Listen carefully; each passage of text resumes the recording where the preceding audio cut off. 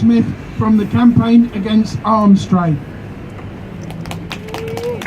Thank you very much. Thank you everybody who has joined us today, because today marks 4 years since the brutal Saudi bombardment of Yemen began. In that time, over 60,000 people have been killed as a direct result of the war. 85,000 children under 5 have died as a result of the humanitarian catastrophe which has been inflicted on Yemen. As a humanitarian catastrophe which has been inflicted by UK-made fighter jets and UK-made bombs. Since the war began 4 years ago, arms companies have profited from it every step of the way. The UK has licensed £5 billion worth of fighter jets and bombs to the regime, the Saudi regime. These include the fighter jets flying over Yemen right now. They include the bombs and the missiles being fired from the sky. The result is the worst humanitarian crisis in the world. The human cost has been exacerbated by the Saudi-imposed blockade, which has stopped vital food and medicine from getting in to people in need. Despite the deaths, despite the atrocities, despite the blockade, those arms sales have continued.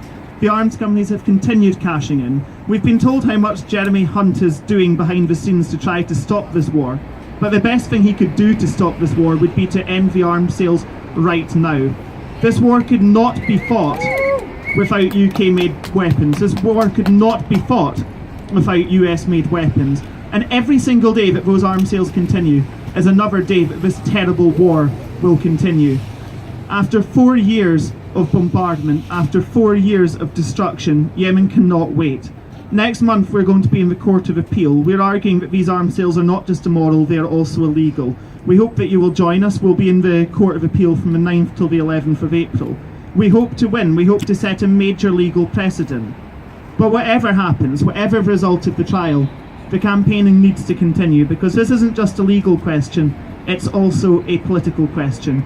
And for decades now, successive UK governments of all parties have given uncritical political and military support to the Saudi regime, regardless of the torture, regardless of the abuse, and regardless of the terrible bombardment which has been inflicted on Yemen for the last 4 years. Ultimately, politics is about choices. We're always hearing about how much the UK values human rights, how much the UK government values democracy.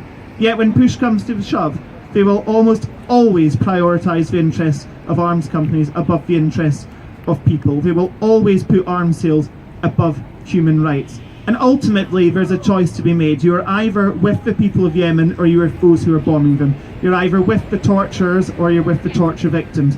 We know whose side we're on. We pledge solidarity with the people of Yemen and a call for an end to this terrible bombardment and these arms sales which have supported it every step of the way. Thank you very much. Thank you, Andrew. Hands off Yemen! Stop the bombing now!